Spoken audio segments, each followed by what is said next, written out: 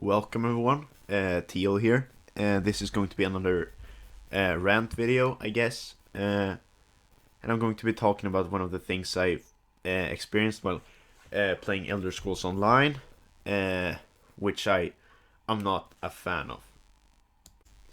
So, the thing I'm going to be talking about today is the price.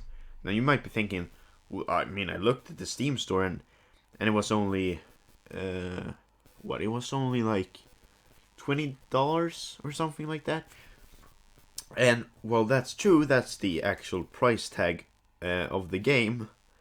That's not how much it costs in reality if you want to get like all the content.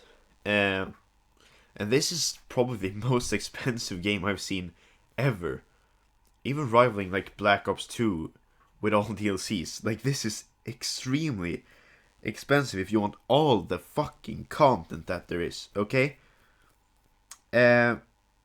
So the base game, that's $20. Well, it's 19.99 euros, which is around $20, slightly more than $20, but I'm going to say $20 for the simplicity of this video. And then you have two DLCs. One is the newcomer pack. I don't have a lot to say about that. It doesn't add anything necessary to the game, really. It's just like some cheaper crowns and a pet and an experience scroll, which you can get for free anyway. But then you have the Elsewhere DLC, which is $39.99, twice the price of the base game, which is quite a lot. So you must be thinking, damn, this must be like this huge region with all these dungeons, right? And while you do unlock Elsewhere by buying this DLC, you don't get access to the dungeons. Yes, if you're spending $40 on a DLC, $40 DLC, and you don't even get everything in that region by buying the $40 DLC. It's insane. $40 fucking dollars. That's twice the price of the game. That's almost a full game, and you don't get access to these two dungeons. Why?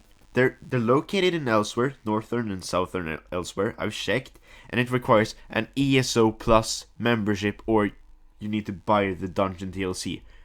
That's insane. If you buy a region for $40, a region, $40. That's a lot. I mean, you can buy a new mouse, a cheap keyboard for that amount of money, but you're buying a DLC to a game, and it's for $40, and you don't even get everything that's located in that region that you just spent $40 to unlock. So let's say you want to get this DLC. How much is that going to cost you in crowns? I don't really know. I should have looked this up. I can't start the game right now to check either, sadly. I can't check the prices on the Steam page, but what I do know is that it should be around the 2,000 crown-ish range. And how much would 2,000 crowns, well, 2,250 crowns cost you, because that's the minimum you can buy. That would cost you a grand total of 20 euros for those two dungeons. 20 euros for two dungeons. Two dungeons. There's free MMORPGs with more content than that. Order and Chaos Online. Great MMORPG. I've put a lot of time into it. It's a mobile game. It's free. All dungeons are free. There are paid things. Not a lot is paid. And you can earn that currency for free. No need to spend any money. Okay, so Elder Scrolls Online has mounts. Mounts are great. They're cute. I mean, you can ride them around, look badass in them, like kind of flex on people. Look at my huge glowing stag of fury or something like that. How much would a mount cost you? Well,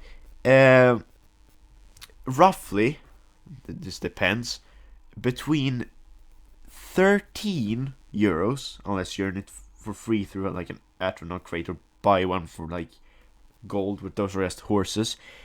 So between 13 and $21 per mount. I actually think there's mounts for 3,500 crowns, and that's $28. You could buy a lot of stuff for that. You could buy a new mouse pad for that. You could buy a game on sale. You could buy multiple games on sale for that amount of money. And that's for one mount. You could buy DLCs in this game for that price. Speaking of DLCs, you buy the base game, okay? You get like, I don't know how many free regions there are. I would say maybe 5 free. The rest are paid. You get like 2 with the Elsewhere DLC, I think. No clue, actually. But some areas are still not free. Somerset, I don't think that's free. Black Marsh, not free. I mean, I've seen those in the store anyway. Somerset is 3,500 crowns. 3,500. Which, like I said earlier, is $28, which is a fucking lot. I mean, you could buy like 3 seasons of the PUBG Battle Pass, basically, for that amount of money if you're willing to spend like €2 extra, or well, $2 in this case. Most dungeons, well, not most, but yeah, I would actually say most dungeons are locked behind a paywall. You want to get some nice furniture to your house, you have to pay. You have to have some big pockets. You wanna, I don't know, you want to buy a cool pet. Yeah, you're going to have to spend some money for that. Maybe in the 20s, tens of dollars for a pet that will not even be like, you won't be able to see it during the battlefield or dungeons, which is like where you're going to be spending a lot of your time. At least I'm spending a lot of my time there, not really running around doing quests anymore, because that's just not viable for leveling. So it's expensive. Then there's like consumables, which are like 500 crowns. Now those are way too overpriced. 500 is pretty much the starting amount of crowns that you get. Thankfully, you can get some free crown items from like daily rewards and leveling up, which you can turn into crown gems. From what I've looked up online, I haven't tried this myself because it's not for me. You can turn some like daily login and crown. There's free crown crates which you can earn from leveling up. I think every 10 levels or something, and you can turn those into crown gems. And for those, you can buy some things, not everything, and it's apparently extremely expensive. So you could grind up some things, but you will still not be able to get like the DLC. It's just cosmetic items that you'll be able to get for free, which is insane. I would prefer this game to be $60 full complete game. I would probably spend that much money for it if it wasn't for the terrible optimization, which I'll bring up in the video I'm going to record right after this one. Yeah, I don't really have a more to say. I mean, you can't really expect much for the price tag, but I had too high expectations, I guess, because this game is not pay to win necessarily, just pay to play, pretty much. You want to play this game and experience the full game, you need to have some deep pockets and a huge salary. You need to have it pretty set economically. If you have the money to spend, I mean, check out this game, I guess. But you're going to need a beefy PC, because like 5 times the recommended hardware still won't be able to run the game at 60 FPS in more populated areas. Not even joking. Anyway, that's all I have to say really about this game. So in summary, I guess the game is not bad, but the fact that so much of the game is behind a paywall, it kind of makes the game bad, because you have to spend a lot of money to actually access the game content. The only thing really pulling this game back, except for the price, I would say, is like the poor optimization, which I'm going to cover in a different video. I know this video is going to get a lot of dislikes from angry Elder Scrolls fans who cannot take criticism of their favorite game, which they have 6,000 hours on.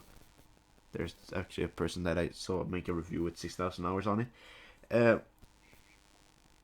It's kind of like I don't know, like how are you? I like to see you defend this game, honestly. Like the pay to play mechanics of this game, I'd like to see you defend them, and I'll gladly fight back at you. I love having arguments with stupid people. Anyway, that's all for this video. I'll see you in the next one. Bye.